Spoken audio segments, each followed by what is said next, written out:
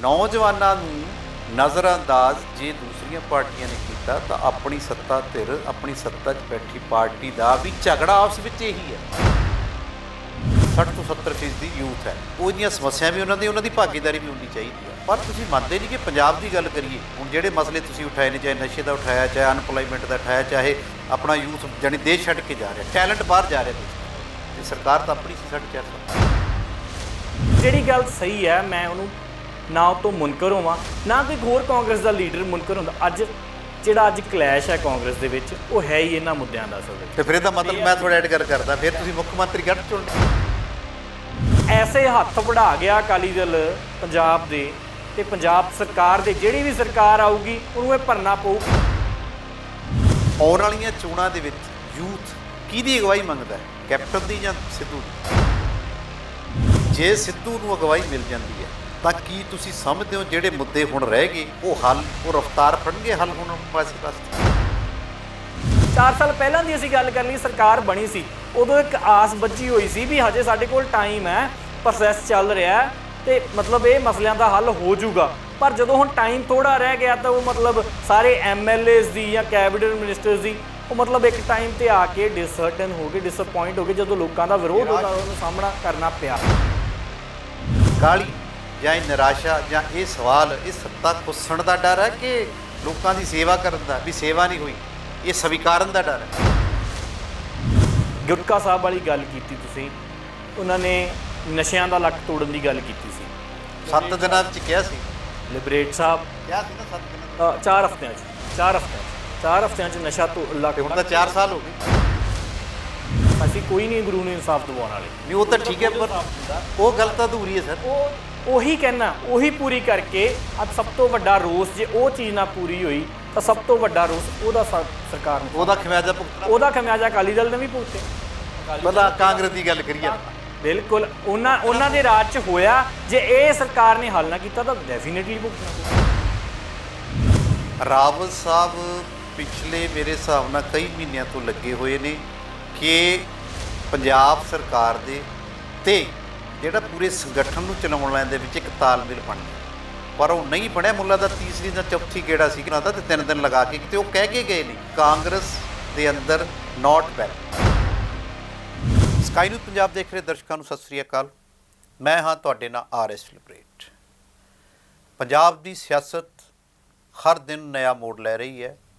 ਸਾਰੀਆਂ ਰਵਾਇਤੀ ਪਾਰਟੀਆਂ ਵੱਖ-ਵੱਖ ਤਰੀਕੇ ਵੋਟਰਾਂ ਨੂੰ ਭਰਮਾਉਣ 'ਚ ਲੱਗੀਆਂ ਹੋਈਆਂ ਨੇ, ਪਰ ਬੀਤੇ ਸਾਲਾਂ ਦੇ ਵਿੱਚ ਕੀਤੇ ਕੰਮਾਂ, ਕੀਤੇ ਵਾਅਦਾ ਖਿਲਾਫੀਆਂ ਕਰਕੇ ਵਿਰੋਧ ਸਿਰੇ 'ਤੇ ਹੈ। ਉਹ ਵਿਰੋਧ ਦਾ ਚਾਹੇ ਮੋਹਰੀ ਬਣਿਆ ਕਿਸਾਨ ਅੰਦੋਲਨ, ਪਰ ਲੋਕ ਸੰਯੁਕਤ ਕਿਸਾਨ ਮੋਰਚੇ ਦੇ ਸਿਰਫ ਇੱਕ ਪਾਰਟੀ ਨੂੰ ਵਿਰੋਧ ਕਰਨ ਦੀ ਇਜਾਜ਼ਤ ਦੇਣ ਤੋਂ ਬਾਅਦ ਵੀ ਸਾਰੀਆਂ ਪਾਰਟੀਆਂ ਦਾ ਵਿਰੋਧ ਕਰ ਰਹੇ ਨੇ। ਇਸ ਵਾਰ ਸਾਰੀਆਂ ਸਿਆਸੀ ਧਿਰਾਂ ਦਲਿਤ ਵਰਗ ਨੂੰ, ਨਜ਼ਰਅੰਦਾਜ਼ ਕੀਤੇ ਗਏ ਵਰਗ ਨੂੰ ਤੇ ਨਜ਼ਰਅੰਦਾਜ਼ ਕੀਤੇ ਗਏ ਹੋਰ ਨੌਜਵਾਨ ਵਰਗ ਨੂੰ, ਜੋ ਹਮੇਸ਼ਾ ਸਿਆਸਤ ਦੇ ਵਿੱਚ ਇੱਕ ਵਖਾਸ਼ੀ 'ਤੇ ਰੱਖਿਆ ਜਾਂਦਾ ਹੈ, ਉਹਨਾਂ ਨੂੰ ਖਾਸ ਰੈਲੀ ਅਤੇ ਧਰਨਿਆਂ ਵਾਸਤੇ ਹੀ ਵਰਤਿਆ ਜਾਂਦਾ ਹੈ, ਉਹਨਾਂ ਨੂੰ ਅੱਗੇ ਲਿਆਉਣ ਦੀ ਗੱਲ ਕਰ ਰਹੀ ਹੈ। ਅੱਜ ਵੀ ਜੇ ਆਪਾਂ ਪੰਜਾਬ ਕਾਂਗਰਸ ਦੀ ਗੱਲ ਕਰੀਏ ਕਿ ਸਾਡੀ ਸਿਆਸਤ, ਸਾਡੀ ਵਿਰਾਸਤ, ਇਸ ਤਰ੍ਹਾਂ ਦਾ ਇੱਕ ਪ੍ਰੋਗਰਾਮ ਸ਼ੁਰੂ ਕੀਤਾ, ਯਾਨੀ ਕਿਤੇ ਨਾ ਕਿਤੇ ਰਵਾਇਤੀ ਪਾਰਟੀਆਂ ਨੌਜਵਾਨਾਂ ਨੂੰ ਅੱਗੇ ਲਿਆਉਣ ਦੀ ਕੋਸ਼ਿਸ਼ ਕਰ ਰਹੀਆਂ ਨੇ, ਜਾਂ ਅੱਗੇ ਲਿਆਉਣ ਦਾ ਯਾਨੀ ਕਿ ਇੱਕ ਗੱਲ ਤੁਰੀ ਹੈ।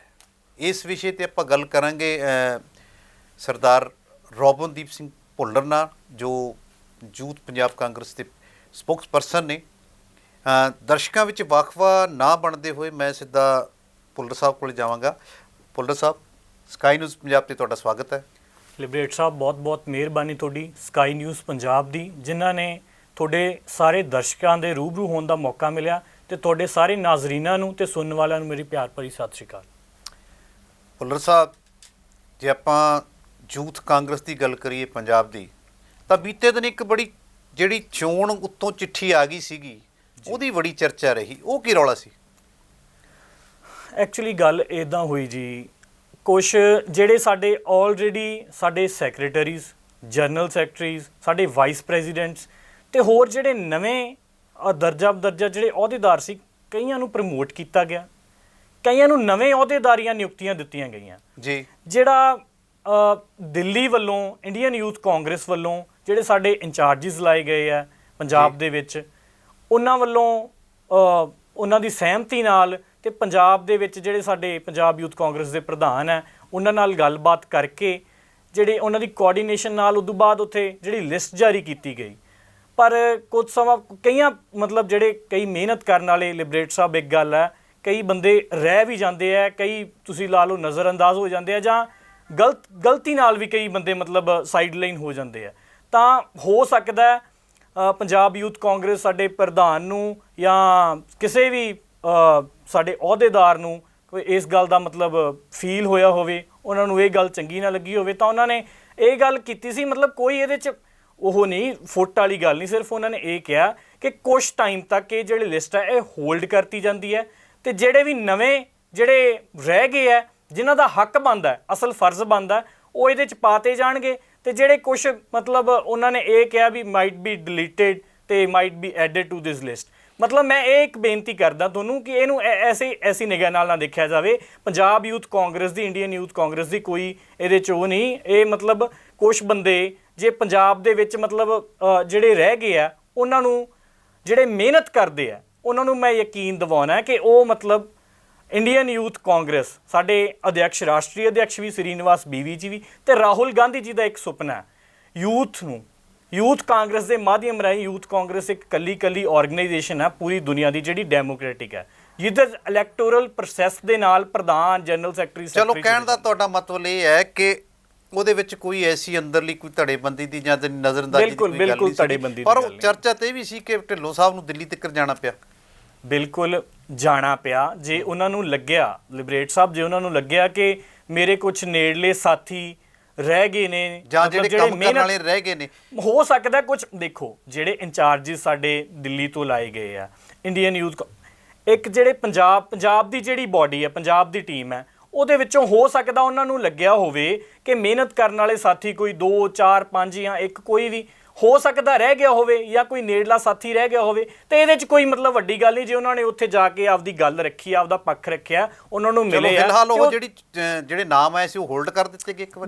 ਦੇਖੋ ਲਿਬਰੇਟ ਸਾਹਿਬ, ਉਹ ਮੈਂ ਤੁਹਾਨੂੰ ਇੱਕ ਗੱਲ ਕਲੀਅਰ ਕਰ ਦੇਣੀ ਚਾਹੁੰਦਾ। ਉਹ ਪੰਜਾਬ ਯੂਥ ਕਾਂਗਰਸ, ਦੇਖੋ ਸਾਡਾ ਸੁਪਰੀਮ ਸਾਡੀ ਬਾਡੀ ਕਿਹੜੀ ਹੈ, ਇੰਡੀਅਨ ਯੂਥ ਕਾਂਗਰਸ।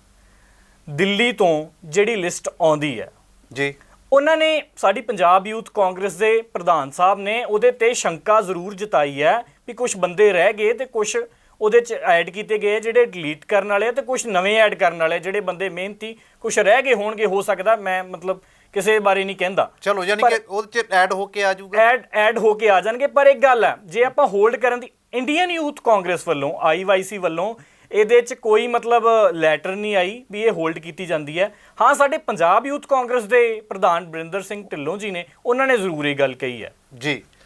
ਚਲੋ ਐਕਚੁਅਲੀ ਕੀ ਗੱਲ ਸੀ ਨਾ ਜੀ, ਇਹ ਆਪਣਾ ਭੁੱਲਰ ਸਾਹਿਬ, ਜਿਵੇਂ ਪੰਜਾਬ ਕਾਂਗਰਸ 'ਚ ਅੰਦਰਲੀ ਖਾਨਾ ਜੰਗੀ ਸਿਰੇ 'ਤੇ ਨੇ, ਪੰਜਾਬ ਕਾਂਗਰਸ ਦੀ ਹੀ ਗੱਲ ਨਾ ਕਰੀਏ, ਤੁਸੀਂ ਰਾਜਸਥਾਨ ਦੀ ਗੱਲ ਕਰੋ, ਤੁਸੀਂ ਮੱਧ ਪ੍ਰਦੇਸ਼ ਦੀ ਗੱਲ ਕਰੋ, ਹਰ ਕਿਤੇ ਨਾ ਕਿਤੇ ਦਿੱਕਤ ਚੱਲ ਰਹੀ ਹੈ। ਕਿਤੇ ਉਹ ਗੱਲ ਤਾਂ ਹਾਸੀ ਵਾਲੀ ਹੋ ਜਾਂਦੀ ਹੈ ਵੀ ਕਿਤੇ ਜਿਹੜੇ ਆਪਣੇ ਸੀਨੀਅਰ ਨੇ ਉਹਨਾਂ ਦਾ ਰੰਗ ਇੱਧਰ ਤਾਂ ਨਹੀਂ ਚੜ ਗਿਆ। ਨਹੀਂ ਲਿਬਰੇਟ ਸਾਹਿਬ, ਇਹੋ ਜਿਹੀ ਕੋਈ ਗੱਲ ਨਹੀਂ। ਗੱਲ ਇਹ ਹੈ, ਕਾਂਗਰਸ ਮਤਲਬ ਆਪਾਂ ਇਹਨੂੰ ਇੱਕ ਇੰਟਰਨਲ ਹੈਲਥੀਅਰ ਡੈਮੋਕ੍ਰੇਸੀ ਦਾ ਨਾਮ ਵੀ ਦੇ ਸਕਦੇ ਹਾਂ ਇਹਨੂੰ। ਇਹ ਮਤਲਬ ਮੀਡੀਆ ਨੇ ਇਹ ਗੱਲ ਬੜੀ ਉਹ ਕਰਤੀ ਵੀ ਖਾਨਾ ਜੰਗੀ ਜਾਂ ਅੰਦਰੂਨੀ ਫੁੱਟ, ਮਤਲਬ ਇਹ ਗੱਲ ਨੂੰ, ਇਹ ਕਾਂਗਰਸ ਇੱਕੋ ਇੱਕ ਪਾਰਟੀ ਹੈ। ਜਿਵੇਂ ਮੈਂ ਤੁਹਾਨੂੰ ਯੂਥ ਕਾਂਗਰਸ ਦੀ ਗੱਲ ਕਰਕੇ ਕਹਿਣ ਦਾ ਮਤਲਬ ਕਿ ਇਹ ਜਿਹੜਾ ਪ੍ਰਚਾਰ ਹੋਰ ਤਰੀਕੇ ਨਾਲ ਹੋ ਗਿਆ ਤਾਂ ਅੰਦਰਲੀ ਲੋਕਤੰਤਰ ਦੀ। ਦੇਖੋ ਲਿਬਰੇਟ ਸਾਹਿਬ, ਕਿਹੜੀ ਪਾਰਟੀ 'ਚ ਨਹੀਂ। ਅੱਜ ਅਕਾਲੀ ਦਲ ਦੇ ਵਿੱਚ, ਜੇ ਅਸੀਂ ਅਕਾਲੀ ਦਲ ਦੀ ਗੱਲ ਕਰ ਲਈਏ, ਅੱਜ ਕਿੱਥੇ ਨੇ ਬ੍ਰਹਮਪੁਰਾ ਸਾਹਿਬ, ਅੱਜ ਤੁਸੀਂ ਸਾਰੀਆਂ ਉਹ ਪੁਰਾਣੀਆਂ ਗੱਲਾਂ ਛੱਡ ਦਿਓ, ਅੱਜ ਮਲੂਕਾ ਸਾਹਿਬ ਰੌਲਾ ਪਾਈ ਜਾਂਦੇ ਆ। ਅੱਜ ਟਿਕਟਾਂ ਪਿੱਛੇ ਇਹਨਾਂ ਦੇ, ਅੱਜ ਟਿਕਟਾਂ ਅਨਾਊਂਸ ਹੋਈਆਂ ਪਿੱਛੇ ਜੇ 6, ਉੱਥੇ ਰੌਲਾ ਪੈ ਗਿਆ। ਮੌੜ ਮੰਡੀ ਤੋਂ ਜਿਹੜੀ ਜਗਮੀਤ ਸਿੰਘ ਬਰਾੜ ਨੂੰ ਟਿਕਟ ਦਿੱਤੀ ਆ, ਉੱਥੇ ਮਲੂਕਾ ਸਾਹਿਬ ਰੌਲਾ ਪਾ ਰਹੇ ਆ, ਉਹ ਸ਼ੰਕਾ ਜਤਾ ਰਹੇ ਆ। ਮਤਲਬ ਇਹ ਹਰ ਇੱਕ ਪਾਰਟੀ ਦੇ ਵਿੱਚ ਡਿਫਰੈਂਸ ਆਫ ਓਪੀਨੀਅਨਸ ਤੇ ਇੰਟਰਨਲ ਡੈਮੋਕ੍ਰੇਸੀ ਚੱਲਦੀ ਹੈ। ਇਹ ਵੱਖਰੀ ਗੱਲ ਆ। ਮਤਲਬ ਕਾਂਗਰਸ ਦਾ ਥੋੜਾ ਜਿਹਾ ਹਾਈਲਾਈਟ ਅੱਜ ਕੱਲ੍ਹ ਜ਼ਿਆਦਾ ਹੋ ਰਿਹਾ, ਹਾਈਲਾਈਟ ਜ਼ਿਆਦਾ ਹੋ ਗਿਆ ਜੀ, ਕਿਉਂਕਿ ਰਾਵਤ ਸਾਹਿਬ ਪਿਛਲੇ ਮੇਰੇ ਹਿਸਾਬ ਨਾਲ ਕਈ ਮਹੀਨਿਆਂ ਤੋਂ ਲੱਗੇ ਹੋਏ ਨੇ ਕਿ ਪੰਜਾਬ ਸਰਕਾਰ ਦੇ ਤੇ ਜਿਹੜਾ ਪੂਰੇ ਸੰਗਠਨ ਨੂੰ ਚਲਾਉਣ ਲੈਣ ਦੇ ਵਿੱਚ ਇੱਕ ਤਾਲਮੇਲ ਬਣ ਜੇ। ਪਰ ਉਹ ਨਹੀਂ ਬਣਿਆ। ਮੁੱਲਾ ਦਾ ਤੀਸਰੀ ਜਾਂ ਚੌਥੀ ਗੇੜਾ ਸੀ ਉਹਨਾਂ ਦਾ, ਤੇ 3 ਦਿਨ ਲਗਾ ਕੇ, ਤੇ ਉਹ ਕਹਿ ਕੇ ਗਏ ਨੇ ਔਨ ਰਿਕਾਰਡ ਕਿ ਕਾਂਗਰਸ ਦੇ ਅੰਦਰ ਨੋਟ ਵੈਲ, ਠੀਕ ਨਹੀਂ ਗਿਆ। ਤੇ ਇਹਦਾ ਮਤਲਬ ਜਦੋਂ ਸੀਨੀਅਰ ਬਣ ਗਏ ਤਾਂ ਕੋਈ ਨਾ ਕੋਈ ਗੱਲ ਹੈ। ਇਸੇ ਕਰਕੇ ਸ਼ੰਕਾ ਜਾਂ ਚਰਚਾ ਹੋ ਜਾਂਦੀ ਹੈ ਕਿ ਵੀ ਇਹ ਰਵਾਇਤ ਚੱਲ ਹੀ ਰਹੀ ਹੈ ਇਹਦੇ 'ਚ। ਚਲੋ ਆਪਾਂ ਇਹ ਹੁਣ ਆਉਂਦੇ ਹੈਗੇ ਉਸ ਗੱਲ 'ਤੇ। ਸਿੱਧੂ ਸਾਹਿਬ ਨੂੰ ਮੰਨਿਆ ਜਾ ਰਿਹਾ ਹੈ ਕਿ ਜਿਹੜੇ ਉਹ ਗੱਲ ਕਰਦੇ ਨੇ ਉਹ ਕਰਨ 'ਚ ਲੱਗ ਜਾਂਦੇ ਨੇ, ਜੇ ਨਹੀਂ ਹੁੰਦੀ ਤਾਂ ਉਹ ਪਿੱਛੇ ਹਟ ਜਾਂਦੇ ਨੇ, ਕਿ ਉਹਨਾਂ ਦਾ ਰਿਕਾਰਡ ਹੀ ਐਸਾ। ਜੇ ਪਿਛਲੇ ਦਿਨੀ ਦੇਖੀਏ ਉਹਨਾਂ ਨੇ ਮੰਤਰੀ ਵੀ ਛੱਡਤਾ ਸੀਗਾ, ਉਦੋਂ ਰਾਜ ਸਭਾ ਦੀ ਮੈਂਬਰਸ਼ਿਪ ਛੱਡਤੀ ਸੀ ਜਦੋਂ ਨਹੀਂ ਗੱਲ ਬਣੀ। ਹੁਣ ਤੁਸੀਂ ਕੀ ਮੰਨਦੇ ਹੋ? ਉਹਨਾਂ ਨੇ ਕਿਹਾ ਵੀ ਪਹਿਲਾਂ ਨਾਲੋਂ 1.5 ਗੁਣਾ ਜ਼ਿਆਦਾ ਯੂਥ ਨੂੰ ਭਾਗੀਦਾਰੀ ਮਿਲੂਗੀ ਚੋਣਾਂ ਦੇ ਵਿੱਚ। ਇੱਥੇ ਤੁਸੀਂ ਕੀ ਕਹੋਗੇ? ਲਿਬਰੇਟ ਸਾਹਿਬ, ਅੱਜ ਮੈਨੂੰ ਬੜੀ ਖੁਸ਼ੀ ਹੈ ਸਿੱਧੂ ਸਾਹਿਬ ਦੇ ਇਸ ਗੱਲ ਦਾ, ਮੈਂ ਸਵਾਗਤ ਕਰਦਾ। ਅੱਜ ਮੈਂ ਇੱਕ ਬੜੀ ਅਫਸੋਸ ਦੀ ਗੱਲ ਆ ਸਾਡੇ ਦੇਸ਼ ਦੇ ਵਿੱਚ, ਮੈਂ ਸੌਰੀ ਥੋੜ੍ਹੀ ਜਿਹੀ ਗੱਲ ਸ਼ਾਇਦ ਲੰਬੀ ਜ਼ਰੂਰ ਹੋ ਜੇ। ਅੱਜ ਸਾਡੇ ਦੇਸ਼ ਦੇ ਵਿੱਚ ਜਿਹੜੀ ਸਾਡੀ ਕੈਬਨਿਟ ਆ ਦੇਸ਼ ਦੀ, ਉਹਦਾ ਐਵਰੇਜ ਜਿਹੜੀ ਏਜ ਆ ਉਹਦਾ ਉਹ 60 ਸਾਲ ਹੈ ਲਿਬਰੇਟ ਸਾਹਿਬ ਜੀ। ਤੇ ਜਿਹੜੀ ਸਾਡੀ ਪੋਪੂਲੇਸ਼ਨ ਹੈ ਉਹ 70% ਤੋਂ ਵੀ ਵੱਧ 40 ਸਾਲਾਂ ਤੋਂ ਘੱਟ ਵਾਲਿਆਂ ਦੀ ਹੈ ਜੀ ਜੀ। ਤੇ ਅੱਜ ਸਾਨੂੰ ਲੀਡ 60 ਸਾਲਾਂ ਵਾਲੇ ਕਰ ਰਹੇ ਆ। ਸਾਡੀ 70% ਪੋਪੂਲੇਸ਼ਨ ਉਹ ਜਿਹੜੀ 40 ਸਾਲਾਂ ਤੋਂ ਘੱਟ ਵਾਲੇ ਦੀ ਹੈ।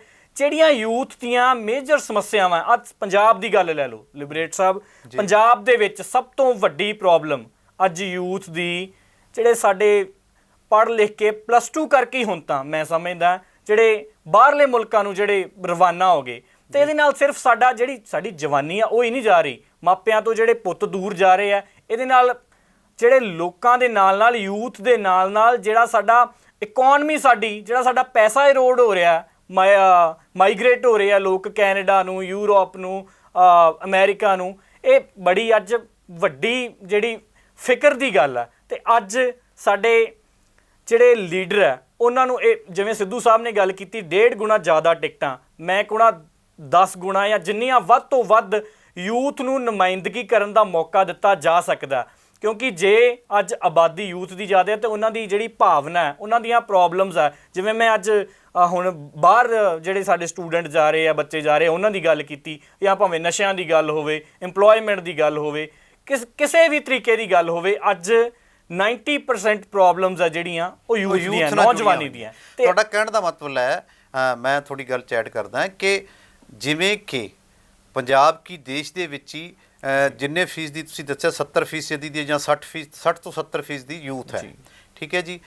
ਉਹਦੀਆਂ ਸਮੱਸਿਆ ਵੀ ਉਹਨਾਂ ਦੀ ਭਾਗੀਦਾਰੀ ਵੀ ਉਨੀ ਚਾਹੀਦੀ ਆ। ਪਰ ਤੁਸੀਂ ਮੰਨਦੇ ਨਹੀਂ ਕਿ ਪੰਜਾਬ ਦੀ ਗੱਲ ਕਰੀਏ, ਹੁਣ ਜਿਹੜੇ ਮਸਲੇ ਤੁਸੀਂ ਉਠਾਏ ਨੇ, ਚਾਹੇ ਨਸ਼ੇ ਦਾ ਉਠਾਇਆ, ਚਾਹੇ ਅਨਪਲਾਈਮੈਂਟ ਦਾ ਉਠਾਇਆ, ਚਾਹੇ ਆਪਣਾ ਯੂਥ ਜਾਨੀ ਦੇਸ਼ ਛੱਡ ਕੇ ਜਾ ਰਿਹਾ, ਟੈਲੈਂਟ ਬਾਹਰ ਜਾ ਰਿਹਾ ਦੇਸ਼ ਦਾ। ਬਿਲਕੁਲ। ਤੇ ਸਰਕਾਰ ਤਾਂ ਆਪਣੀ ਸੀ 4.5 ਸਾਲ। ਮੈਂ ਤੁਹਾਨੂੰ ਇੱਕ ਗੱਲ ਦੱਸ ਦੇਣੀ ਚਾਹਣਾ ਲਿਬਰੇਟ ਸਾਹਿਬ, ਕਿਉਂ? ਹਾਂਜੀ ਚਲੋ। ਹਾਂਜੀ, ਸਰਕਾਰ ਬਿਲਕੁਲ ਆਪਣੀ ਸੀ। ਤੇ ਮੈਂ ਨਹੀਂ ਕਹਿੰਦਾ ਕਿ ਅੱਜ ਯੂਥ ਜਿੰਨਾ ਟਾਈਮ ਸਾਡੀ ਸਰਕਾਰ ਸੀ ਕੋਈ ਮੁੰਡਾ ਕੁੜੀ ਬਾਹਰ ਨਹੀਂ ਗਿਆ, ਜਾ ਰਹੇ ਆ, ਬਿਲਕੁਲ ਜਾ ਰਹੇ ਆ। ਪਰ ਇਹ ਰਵਾਇਤ, ਇਹ ਮਤਲਬ ਅੱਜ ਤੋਂ ਮੈਂ ਸਮਝਦਾ ਵੀ 100-110 ਸਾਲ ਪਹਿਲਾਂ ਇਹ ਰਵਾਇਤ ਸ਼ੁਰੂ ਹੋ ਗਈ ਸੀ ਪੰਜਾਬ ਦੇ। ਜਦੋਂ ਕਾਮਾਗਾਟਾ ਮਾਰੂ ਵਾਲਾ ਇਨਸੀਡੈਂਟ ਹੋਇਆ ਸੀ ਤਾਂ ਉਦੋਂ ਸਾਡੇ ਜਿਹੜੇ ਪੰਜਾਬੀ ਆ ਉਹ ਕੈਨੇਡਾ ਵਸਣੇ ਸ਼ੁਰੂ ਹੋ ਗਏ ਸੀ। ਪਰ ਅੱਜ ਜਿਹੜੀ ਯੂਥ ਦੀ ਪ੍ਰੋਬਲਮ ਹੈ ਉਹ ਪਿਛਲੇ ਮੈਂ ਕਹਿੰਦਾ 15-20 ਸਾਲਾਂ ਤੋਂ ਇਸ ਲੈਵਲ ਤੇ ਪਹੁੰਚ ਗਈ। ਪਹਿਲਾਂ ਪੜ੍ਹ ਲਿਖ ਕੇ ਡਿਗਰੀ ਕਰਕੇ, ਗ੍ਰੈਜੂਏਸ਼ਨ ਕਰਕੇ, ਪੋਸਟ ਗ੍ਰੈਜੂਏਸ਼ਨ ਕਰਕੇ ਜਾਂਦੇ ਸੀ ਜਾਂ ਕੰਮ ਕਰਨ ਜਾਂਦੇ ਸੀ। ਪਰ ਅੱਜ ਜਿਹੜਾ ਜਾਂ ਕਰੇਜ਼ ਲਾ ਲਓ, ਜਾਂ ਮਾਪਿਆਂ ਦੀ ਮਜਬੂਰੀ ਲਾ ਲਓ, ਜਾਂ ਸਰਕਾਰਾਂ ਦਾ ਥੋੜ੍ਹਾ ਬਹੁਤਾ ਫੇਲੀਅਰ ਹੈ ਉਹ ਲਾ ਲਓ, ਅੱਜ +2 ਕਰਕੇ ਜਿਹੜਾ ਸਾਡਾ ਬੱਚਾ 18-19 ਸਾਲ ਦਾ, ਉਹਨੂੰ ਆਪਦੇ ਪੈਰਾਂ 'ਤੇ ਖਲੋਣ ਵਾਸਤੇ ਬਾਹਰ ਜਾਣਾ ਪੈ ਰਿਹਾ। ਮੈਂ ਨਹੀਂ ਕਹਿੰਦਾ, ਬਿਲਕੁਲ ਤੁਹਾਡੀ ਗੱਲ ਜਾਇਜ਼ ਆ, ਵਾਜਬ ਹੈ ਗੱਲ ਵੀ 4.5 ਸਾਲ ਸਰਕਾਰ ਆਪਣੀ ਸੀ, ਪਰ ਇਸ ਸਰਕਾਰ ਨੇ ਕੋਸ਼ਿਸ਼ਾਂ ਜ਼ਰੂਰ ਕੀਤੀਆਂ, ਜੌਬ ਫੇਅਰਸ ਲਾਏ, ਸਰਕਾਰੀ ਨੌਕਰੀਆਂ ਦੀ ਵੀ ਗੱਲ ਕੀਤੀ। ਮੈਂ ਤੁਹਾਨੂੰ ਇੱਕ ਲਿਬਰੇਟ ਸਾਹਿਬ ਇੱਕ ਗੱਲ, ਅਕਾਲੀ ਦਲ ਦਾ ਪਿੱਛੇ ਜੇ 13 ਪੁਆਇੰਟ ਦਾ ਇੱਕ ਮੈਨੀਫੈਸਟੋ ਰੂਪੀ ਜਿਹੜਾ ਏਜੰਡਾ ਆਇਆ ਸੀ, ਇੱਕ ਚੋਣ ਮਨੋਰਥ ਪੱਤਰ ਜਾਰੀ ਕੀਤਾ, ਉਹਦੇ 'ਚ ਨਾ ਮੈਂ ਪਿੱਛੇ ਜੇ ਕਿਸੇ ਡਿਬੇਟ 'ਚ ਬੈਠਾ ਸੀ, ਉਹਦੇ 'ਚ ਵੀ ਗੱਲ ਕੀਤੀ।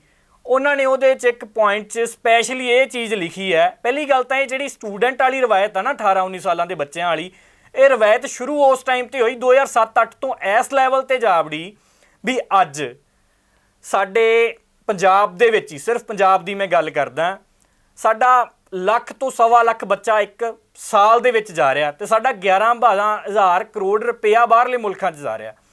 ਤੇ ਜੇ ਅਸੀਂ ਗੱਲ ਕਰ ਲਈਏ ਕਿ ਅੱਜ ਜਿਹੜੀ ਰਵਾਇਤ ਚੱਲ ਪਈ ਇਹਨੂੰ ਬਿਲਕੁਲ ਠੱਲਣ ਦੀ ਲੋੜ ਹੈ। ਸਾਡਾ ਹਿਊਮਨ ਰਿਸੋਰਸ ਜਾ ਰਿਹਾ, ਟੈਲੈਂਟ ਜਾ ਰਿਹਾ, ਸਾਡਾ ਪੈਸਾ ਜਾ ਰਿਹਾ ਤੇ ਅੱਜ ਸਾਡੇ ਪੰਜਾਬ ਦੇ ਵਿੱਚ ਜਿਹੜਾ ਮਤਲਬ ਕਿਸੇ ਵੀ ਕੰਮ ਲਈ ਅੱਜ ਜਿਹੜੀਆਂ ਸਰਕਾਰੀ ਨੌਕਰੀਆਂ ਦੀ ਅਸੀਂ ਗੱਲ ਕਰਦੇ ਹਾਂ ਉਹ ਸਾਡੇ ਬੱਚਿਆਂ ਨੂੰ ਦੇਣ ਦੀ ਲੋੜ ਆ।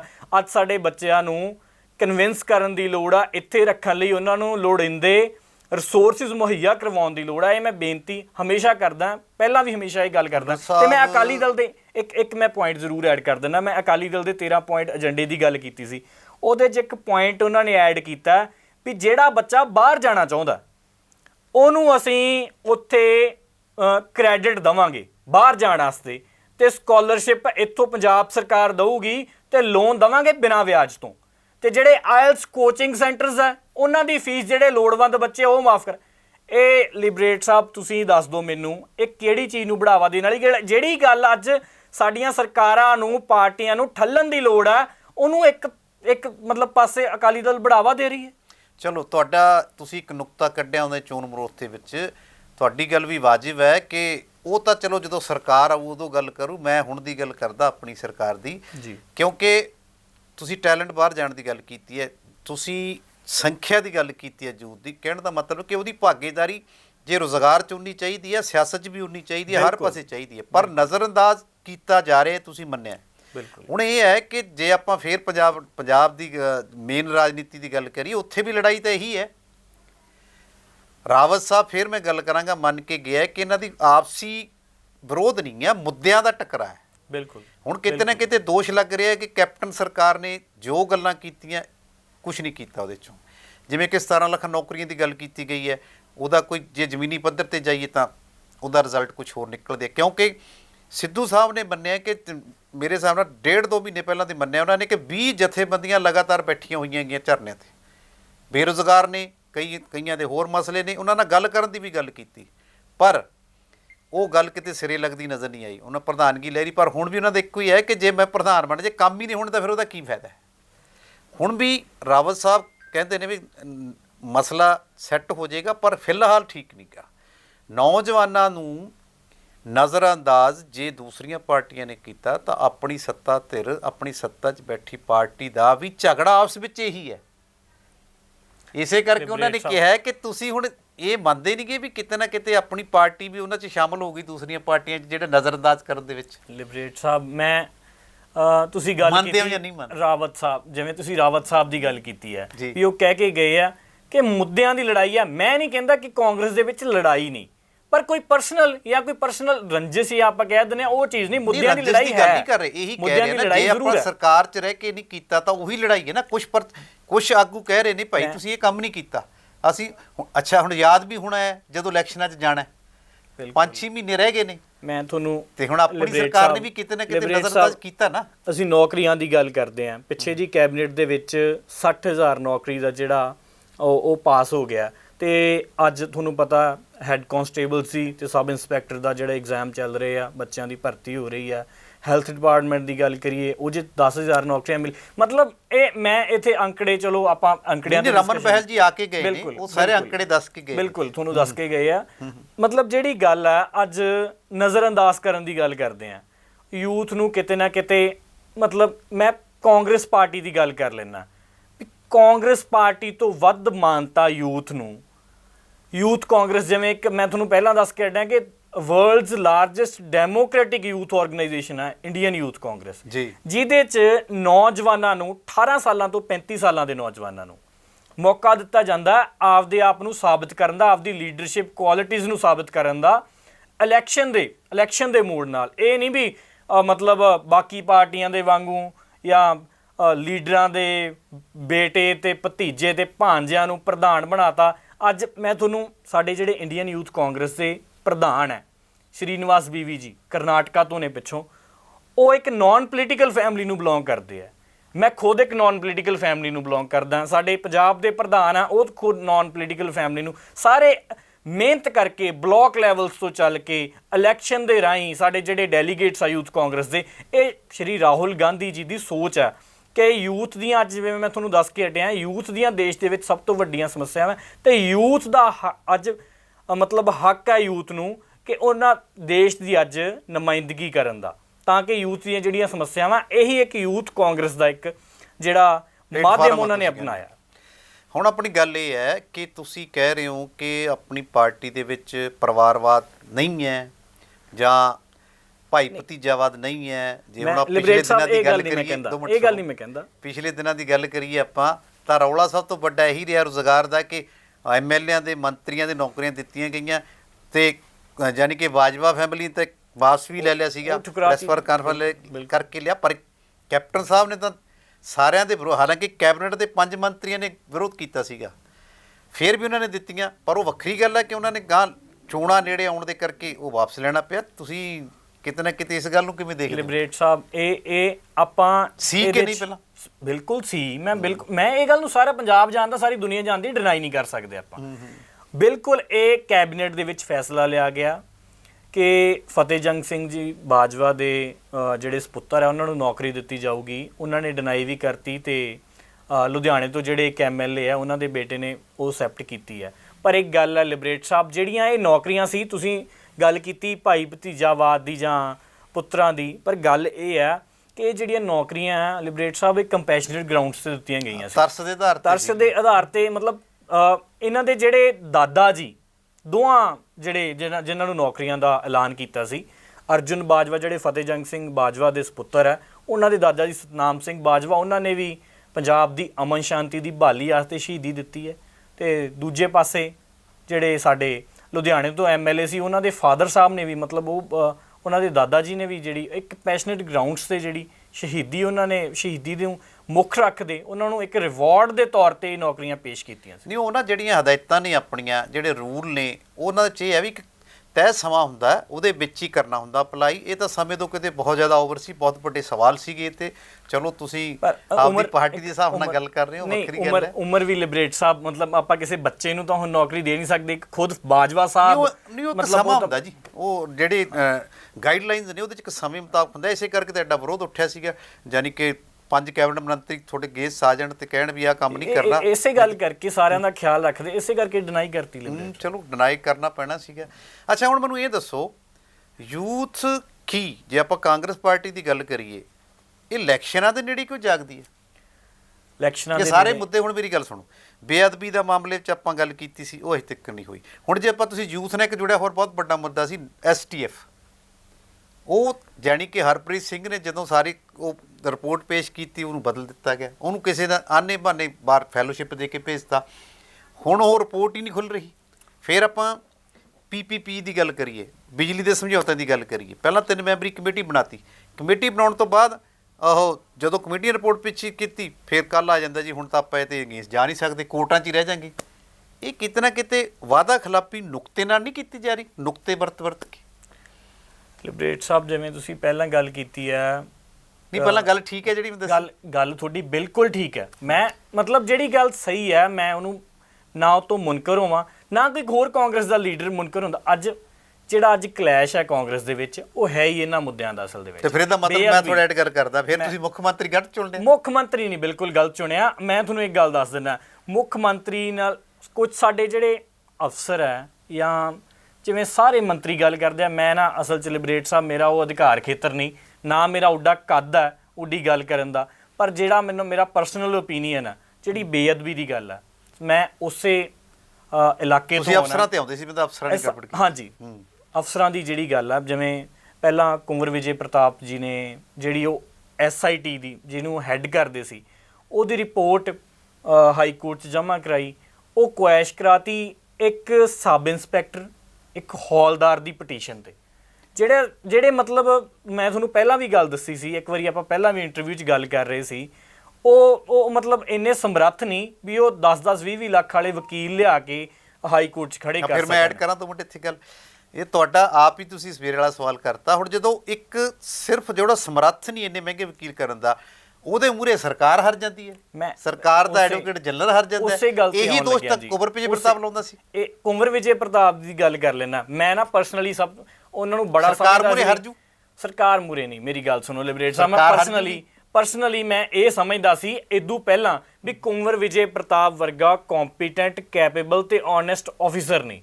ਪਰ ਜਿਹੜੀ ਗੱਲ ਹੈ, ਜਿਹੜੀ ਕੁੰਵਰ ਵਿਜੇ ਪ੍ਰਤਾਪ ਨੇ ਇੱਕ ਮੇਜਰ ਗਲਤੀ ਕੀਤੀ ਹੈ, ਜਿਹੜੀ SIT ਨੂੰ ਹੈਡ ਕਰਦੇ ਸੀ, ਦੂਜੇ ਜਿਹੜੇ ਉਹਦੇ ਮੈਂਬਰ ਸੀ, ਉਹਨਾਂ ਦੀ ਬਿਨਾਂ ਕੰਸੈਂਟ ਤੋਂ ਉਹਨਾਂ ਨੇ ਜਿਹੜੀ ਹਾਈ ਕੋਰਟ ਦੇ ਵਿੱਚ ਉਹ ਜਿਹੜੀ SIT ਦੀ ਰਿਪੋਰਟ ਹੈ ਉਹ ਦੇਤੀ, ਜਿਨ੍ਹਾਂ ਦੇ ਬਿਹਾਫ ਤੇ ਉਹਨਾਂ ਨੇ ਉਹ ਰਿਪੋਰਟ ਕੈਂਸਲ ਕਰਤੀ ਤੇ ਉੱਥੇ ਕਹਿਤਾ ਵੀ ਇਹ ਸਿਆਸਤ ਤੋਂ ਪ੍ਰੇਰਿਤ ਰਿਪੋਰਟ ਸੀ। ਤੇ ਕੁੰਵਰ ਵਿਜੇ ਪ੍ਰਤਾਪ ਜੀ ਦਾ ਛਾਲ ਮਾਰ ਕੇ ਆਮ ਆਦਮੀ ਪਾਰਟੀ ਚਲੇ ਗਏ। ਨਾ ਹੁਣ ਆਮ ਆਦਮੀ ਪਾਰਟੀ ਬੋਲਦੀ ਹੈ, ਨਾ ਅਕਾਲੀ ਦਲ ਬੋਲਦੀ ਹੈ। ਮੈਂ ਪਰਸਨਲੀ ਪਹਿਲਾਂ ਇਹ ਸਮਝਦਾ ਸੀ, ਪਰ ਜਿਹੜੀ ਗਲਤੀ ਕਰਕੇ ਅੱਜ ਸਾਡੇ ਬਰਗਾੜੀ ਦੇ ਜਿਹੜੀ ਬੇਅਦਬੀ ਦੇ ਤੇ ਉਹਦੇ ਜਿਹੜੇ ਰਿਲੇਟਿਵ ਜਿਹੜੇ ਇੰਸੀਡੈਂਟਸ ਹੋਏ ਆ, ਉਹਨਾਂ ਦਾ ਅੱਜ ਇਨਸਾਫ ਸਾਡਾ ਡਿਲੇ ਹੋ ਗਿਆ। ਇਹ ਕੁਝ ਇਹੋ ਜਿਹੇ ਅਫਸਰਾਂ ਕਰਕੇ, ਜਾਂ ਵਾਰ-ਵਾਰ ਗੱਲ ਆਉਂਦੀ ਹੈ ਸਾਡੇ AG ਆਫਿਸ ਦੀ, ਉਹਨਾਂ ਦੀ ਵੀ ਕੁਝ ਮੈਂ ਸਮਝਦਾ ਵੀ ਇਨਕੈਪੇਬਿਲਿਟੀ ਹੋ ਗਈ, ਜਿਨ੍ਹਾਂ ਨੇ ਐਡੇ ਮਹਿੰਗੇ ਵਕੀਲ ਕਰਕੇ ਵੀ ਜਿਹੜਾ ਉਹ ਚੀਜ਼, ਉਹ ਗੱਲ ਬਣ ਨਹੀਂ ਸਕੀ। ਉਹਦੇ ਕਰਕੇ ਜਿਹੜਾ ਸਾਡਾ ਇਨਸਾਫ ਹੈ। ਫਿਰ PPA ਐਗਰੀਮੈਂਟਸ ਦੀ ਗੱਲ ਕਰ ਲੈਂਦੇ ਹਾਂ। ਮੈਂ ਇੱਕ ਗੱਲ ਜ਼ਰੂਰ ਕਹਿਣਾ, ਲਿਬਰੇਟ ਸਾਹਿਬ, ਕੈਪਟਨ ਅਮਰਿੰਦਰ ਸਿੰਘ ਇੱਕ ਬੜੇ ਕੈਪੇਬਲ ਤੇ ਕੰਪੀਟੈਂਟ ਚੀਫ ਮਿਨਿਸਟਰ ਨੇ। ਤੁਸੀਂ ਆਪਾਂ ਇਹ ਗੱਲ ਨਹੀਂ ਕਹਿ ਸਕਦੇ ਵੀ ਕੁਝ ਹੋਇਆ ਨਹੀਂ, ਕੁਝ ਇਸ਼ੂਜ਼ ਪੈਂਡਿੰਗ ਜ਼ਰੂਰ ਪਏ ਆ, ਪਰ ਪਿਛਲੇ ਸਮੇਂ ਦੇ ਹਿਸਾਬ ਨਾਲ ਗੱਲ ਕਰ ਲਈਏ ਜਾਂ ਸਾਡੇ ਆਸੇ-ਪਾਸੇ ਦੇ ਜਿਹੜੇ ਸੂਬੇ ਆ ਉਹਨਾਂ ਦੇ ਹਿਸਾਬ ਨਾਲ ਗੱਲ ਕਰ ਲਈਏ, ਤਾਂ ਸਾਡੇ ਪੰਜਾਬ ਦੇ ਵਿੱਚ ਜਿਸ ਤਰੀਕੇ 10 ਸਾਲਾਂ ਤੋਂ ਬਾਅਦ ਅਕਾਲੀ ਦਲ ਪੰਜਾਬ ਨੂੰ ਛੱਡ ਕੇ ਗਿਆ ਸੀ, ਉਤੋਂ ਪੰਜਾਬ ਨੂੰ ਗੋਡਿਆਂ ਤੋਂ ਪੈਰਾਂ ਭਾਰ ਹੋਣ 'ਤੇ ਕੁਝ ਸਮਾਂ ਜ਼ਰੂਰ ਲੱਗਣਾ। ਪਰ ਜਿਹੜੇ ਮੁੱਦੇ ਆ, ਜਿਵੇਂ PPA ਦੀ ਗੱਲ ਕੀਤੀ ਹੈ, ਤਾਂ ਐਸੇ ਹੱਥ ਵੜਾ ਗਿਆ ਅਕਾਲੀ ਦਲ ਪੰਜਾਬ ਦੇ, ਤੇ ਪੰਜਾਬ ਸਰਕਾਰ ਦੇ, ਜਿਹੜੀ ਵੀ ਸਰਕਾਰ ਆਊਗੀ ਉਹਨੂੰ ਇਹ ਭਰਨਾ ਪਊ। ਪਰ ਬੜਾ ਸ਼ਲਾਘਾਯੋਗ ਫੈਸਲਾ ਕੈਪਟਨ ਅਮਰਿੰਦਰ ਸਿੰਘ ਨੇ ਲਿਆ ਕਿ ਜਿਹੜਾ ਤਲਵੰਡੀ ਸਾਬੋ ਵਾਲਾ ਸਾਡਾ ਥਰਮਲ ਪਲਾਂਟ ਹੈ, ਜਿਹਨੂੰ ਅਸੀਂ ਪੇ ਤਾਂ ਕਰੀ ਜਾਂਦੇ ਹਾਂ, ਤੇ ਜਿਹੜੀ ਬਿਜਲੀ ਦੀ ਪ੍ਰੋਡਕਸ਼ਨ ਆ ਉਹ ਅਸੀਂ ਉਨੀ ਲੈ ਨਹੀਂ ਰਹੇ। ਉਹਦੇ ਮਤਲਬ 2 ਪਲਾਂਟਸ ਆ ਜਿਹੜੇ ਉਹ ਬੰਦ ਹੀ ਪਏ ਆ, ਤੇ ਉਹਦਾ ਜਿਹੜਾ PPA ਹੈ, ਪਾਵਰ ਪਰਚੇਜ਼ ਐਗਰੀਮੈਂਟ, ਉਹ ਰੱਦ ਕਰਨ ਦਾ ਫੈਸਲਾ ਕਰ ਲਿਆ। ਚਲੋ ਫੈਸਲਾ ਤਾਂ ਕੀਤਾ, ਇੰਪਲੀਮੈਂਟ ਨਹੀਂ ਹੋਇਆ ਸਰ। ਇੰਪਲੀਮੈਂਟ ਵੀ ਹੋ ਜਾਏ। ਹਾਂ ਚਲੋ, ਦੂਸਰੀ ਗੱਲ ਆਪਾਂ ਕਰੀਏ ਨਸ਼ੇ ਦੇ ਮੁੱਦੇ ਦੀ। ਜਵਾਨੀ ਨਾਲ ਜਿਹੜੇ ਜੁੜੇ ਹੋਏ ਨੇ ਉਹ ਵੀ ਹਜੇ ਰਿਪੋਰਟ ਨਹੀਂ ਖੁੱਲੀ। ਸ਼ਸ਼ੀਕਾਂਤ ਨੇ ਵੀ ਪਹਿਲਾਂ ਦਿੱਤੀ ਹੋਈ ਹੈ, ਉਹ ਵੀ ਉਵੇਂ ਬੰਦ ਪਈ ਹੈ। ਇਹ ਕਿਤੇ ਨਾ ਕਿਤੇ ਤਾਂ ਇਹਨੂੰ ਫੇਲਰ ਹੀ ਗਿਣਿਆ ਜਾਊਗਾ ਸਰਕਾਰ ਦਾ, ਕਿਉਂਕਿ ਇਸੇ ਕਰਕੇ ਮੰਤਰੀਆਂ ਦਾ ਰੌਲਾ ਜਾਂ MLA ਦਾ ਰੌਲਾ, ਇੱਕ ਵੱਡੇ ਸਮੂਹ ਦਾ ਰੌਲਾ ਕਿ ਅਸੀਂ ਲੋਕਾਂ ਕੋਲੇ ਹੁਣ ਜਾਵਾਂਗੇ ਕਿਵੇਂ, ਕਿਉਂਕਿ 5 ਸਾਲ ਬਾਅਦ ਜਵਾਬ ਦੇਣਾ ਹੁੰਦਾ। ਉਹ ਜਵਾਬ ਤੋਂ ਹੀ ਡਰ ਰਹੇ ਹੈ, ਕਿਤੇ ਨਾ ਕਿਤੇ ਸਿੱਧੇ ਰੂਪ 'ਤੇ ਇਸ਼ਾਰਾ ਕਰਦੇ ਆ। ਚਲੋ ਆਪਾਂ ਆਈਏ ਯੂਥ 'ਤੇ। ਫਿਰ ਹੁਣ ਤੁਸੀਂ ਪਹਿਲਾਂ ਇਹ ਦੱਸੋ, ਆਉਣ ਵਾਲੀਆਂ ਚੋਣਾਂ ਦੇ ਵਿੱਚ ਯੂਥ ਕਿਹਦੀ ਅਗਵਾਈ ਮੰਗਦਾ ਹੈ, ਕੈਪਟਨ ਦੀ ਜਾਂ ਸਿੱਧੂ ਦੀ? ਲਿਬਰੇਟ ਸਾਹਿਬ, ਇਹ ਸਵਾਲ ਮਤਲਬ ਮੇਰੇ ਵਰਗੇ ਨੌਜਵਾਨ ਲਈ ਜਾਂ ਕਿਸੇ ਵੀ ਯੂਥ ਕਾਂਗਰਸ ਦੇ ਮੁੰਡੇ ਤੋਂ ਤੁਸੀਂ ਪੁੱਛੋਗੇ ਨਾ, ਸਾਡਾ ਇੱਕ ਜਵਾਬ ਹੈ, ਸਿੱਧੂ। ਨਹੀਂ, ਬਿਲਕੁਲ ਨਹੀਂ, ਬਿਲਕੁਲ ਨਹੀਂ। ਮੈਂ ਕਿਸੇ ਨਾ ਸਿੱਧੂ ਸਾਹਿਬ ਦੇ ਮੈਂ ਖਿਲਾਫ ਬੋਲ ਸਕਦਾ, ਨਾ ਮੈਂ ਕੈਪਟਨ ਅਮਰਿੰਦਰ ਸਿੰਘ, ਦੋਨੇ ਸਾਡੀ ਨਿੱਜੀ ਰਾਏ ਦੇਣ ਲੱਗਿਆ।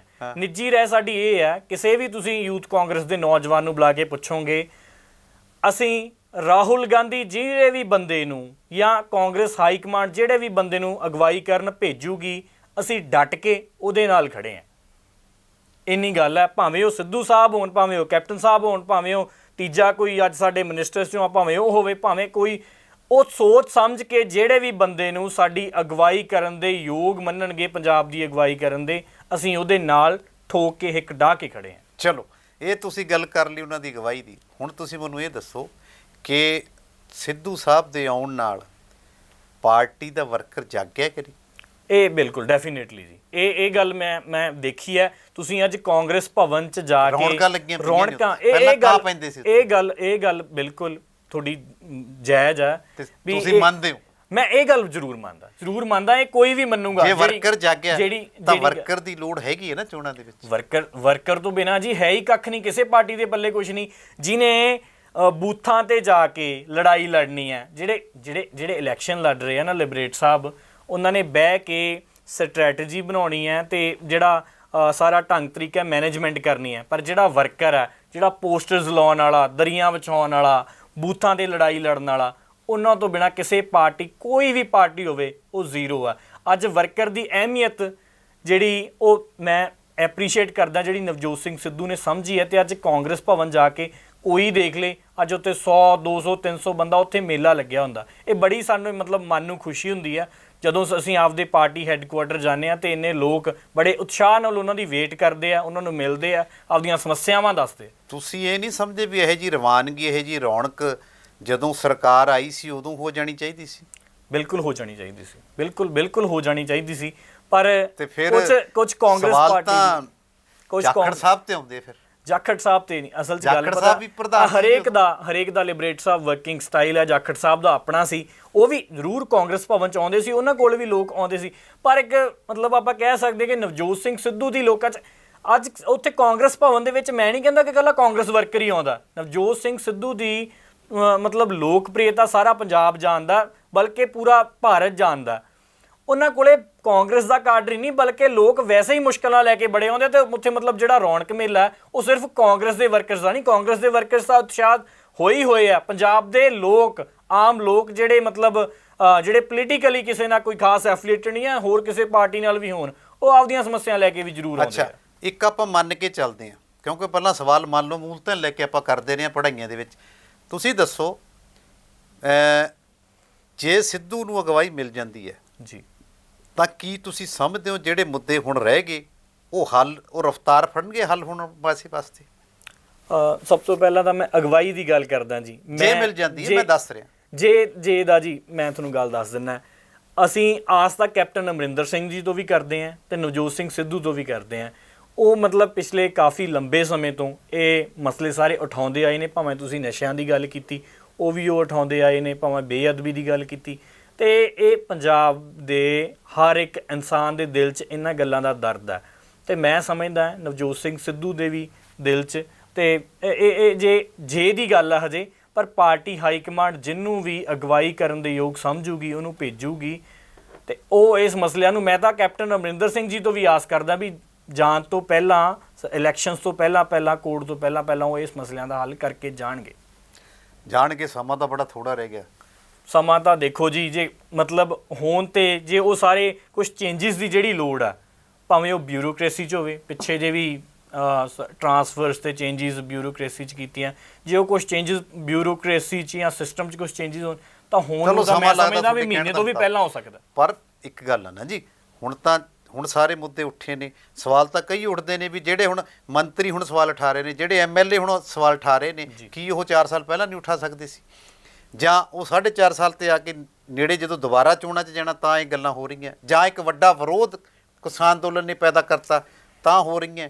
ਕਿ ਕਿਉਂਕਿ ਹਰ ਪਰਸਨ ਦਾ ਵਿਰੋਧ ਹੋ ਰਿਹਾ, ਪਿੰਡਾਂ 'ਚ ਕੋਈ ਵੜਨ ਨਹੀਂ ਦੇ ਰਿਹਾ। ਇਹ ਕਿਤੇ ਨਾ ਕਿਤੇ ਇਹ ਮਜਬੂਰੀ ਤਾਂ ਨਹੀਂ? ਇਹ 4 ਸਾਲ ਪਹਿਲਾਂ ਦੀ ਮੈਂ ਤੁਹਾਨੂੰ ਮਜਬੂਰੀ ਤਾਂ ਨਹੀਂ ਕਿਤੇ ਹੁਣ? ਨਹੀਂ, ਮਜਬੂਰੀ ਨਹੀਂ। ਲਿਬਰੇਟ ਸਾਹਿਬ, ਐਮਐਲਏ, ਮੰਤਰੀ ਅੱਜ ਸਾਰੇ ਇਹ ਗੱਲ ਕਹਿ ਰਹੇ ਆ ਵੀ ਸਾਨੂੰ ਲੋਕ ਸਾਡਾ ਵਿਰੋਧ ਕਰ ਰਹੇ ਆ, ਅਸੀਂ ਪਿੰਡਾਂ 'ਚ ਵੜਨ ਲੈ ਕੇ ਜਾਵਾਂਗੇ, ਮੂੰਹ ਲੈ ਕੇ ਜਾਵਾਂਗੇ। ਕਹਿੰਦੇ ਆ ਬਿਲਕੁਲ ਅਸੀਂ ਕੰਮ ਨਹੀਂ ਕੀਤੇ, ਬਿਲਕੁਲ ਕਹਿੰਦੇ ਆ। ਪਰ 4 ਸਾਲ ਪਹਿਲਾਂ ਦੀ ਤੁਸੀਂ ਗੱਲ ਕਰਦੇ ਆ ਵੀ 4 ਸਾਲ ਪਹਿਲਾਂ ਨਹੀਂ ਸੀ ਬੋਲ ਸਕਦੇ ਜਦੋਂ ਸਰਕਾਰ ਮੈਂ ਕਹਿੰਦਾ ਪ੍ਰੋਪਰ ਸਵਾਲ ਚੱਲ ਰਿਹਾ ਵੀ ਇਹੀ ਮੁੱਦੇ ਪਹਿਲਾਂ ਵੀ ਉੱਠ ਸਕਦੇ ਸੀ, ਪਹਿਲਾਂ ਵੀ ਉੱਠ ਸਕਦੇ ਸੀ, ਪਹਿਲਾਂ ਵੀ ਕੰਮ ਸ਼ੁਰੂ ਹੋ ਸਕਦਾ। ਪਹਿਲਾਂ ਇੱਕ ਆਸ ਬੱਜੀ ਹੋਈ ਸੀ ਸਭ ਨੂੰ, ਪਰ ਜਿਵੇਂ ਤੁਹਾਨੂੰ ਪਤਾ ਵੀ ਟਾਈਮ ਨੇੜੇ ਆਉਂਦਾ ਜਾਂਦਾ, ਆਪਣੇ ਕੋਈ ਵੀ ਆਪਾਂ ਨੂੰ ਕੰਮ ਹੋਵੇ ਮਨ ਨੂੰ ਕਾਹਲੀ ਪੈਂਦੀ ਜਾਂਦੀ ਹੈ। ਜਿਵੇਂ ਟਾਈਮ ਨੇੜੇ ਆਉਂਦਾ ਜਾਂਦਾ ਨਾ ਵੀ ਹਜੇ ਤੱਕ ਵੀ ਨਹੀਂ ਹੋਇਆ, ਅਸੀਂ ਕਿਵੇਂ ਜਾਵਾਂਗੇ। 4 ਸਾਲ ਪਹਿਲਾਂ ਦੀ ਅਸੀਂ ਗੱਲ ਕਰ ਲਈ, ਸਰਕਾਰ ਬਣੀ ਸੀ, ਉਦੋਂ ਇੱਕ ਆਸ ਬੱਜੀ ਹੋਈ ਸੀ ਵੀ ਹਜੇ ਸਾਡੇ ਕੋਲ ਟਾਈਮ ਹੈ, ਪ੍ਰੋਸੈਸ ਚੱਲ ਰਿਹਾ ਤੇ ਮਤਲਬ ਇਹ ਮਸਲਿਆਂ ਦਾ ਹੱਲ ਹੋ ਜਾਊਗਾ। ਪਰ ਜਦੋਂ ਹੁਣ ਟਾਈਮ ਥੋੜਾ ਰਹਿ ਗਿਆ ਤਾਂ ਉਹ ਮਤਲਬ ਸਾਰੇ ਐਮਐਲਏਜ਼ ਦੀ ਜਾਂ ਕੈਬਨਿਟ ਮਿਨਿਸਟਰਸ ਦੀ ਉਹ ਮਤਲਬ ਇੱਕ ਟਾਈਮ ਤੇ ਆ ਕੇ ਡਿਸਹਰਟਨ ਹੋ ਗਏ, ਡਿਸਅਪੁਆਇੰਟ ਹੋ ਗਏ ਜਦੋਂ ਲੋਕਾਂ ਦਾ ਵਿਰੋਧ ਉਹਨੂੰ ਸਾਹਮਣਾ ਕਰਨਾ ਪਿਆ। ਹਾਂ, ਯਾਨੀ ਗੱਲ ਇਹੀ ਹੋ ਗਈ। ਹੁਣ ਤੁਸੀਂ ਮੈਨੂੰ ਦੱਸੋ, ਇਹ ਕਾਹਲੀ ਜਾਂ ਇਹ ਨਿਰਾਸ਼ਾ ਜਾਂ ਇਹ ਸਵਾਲ, ਇਹ ਸੱਤਾ ਖੁੱਸਣ ਦਾ ਡਰ ਹੈ ਕਿ ਲੋਕਾਂ ਦੀ ਸੇਵਾ ਕਰਨ ਦਾ, ਵੀ ਸੇਵਾ ਨਹੀਂ ਹੋਈ, ਇਹ ਸਵੀਕਾਰਨ ਦਾ ਡਰ ਹੈ? ਦੇਖੋ ਸੱਤਾ ਦਾ ਲਿਬਰੇਟ ਸਾਹਿਬ, ਮੈਂ ਮਤਲਬ ਸੱਤਾ ਦਾ ਮਤਲਬ ਸਿਰਫ ਦੋ ਜਵਾਬ।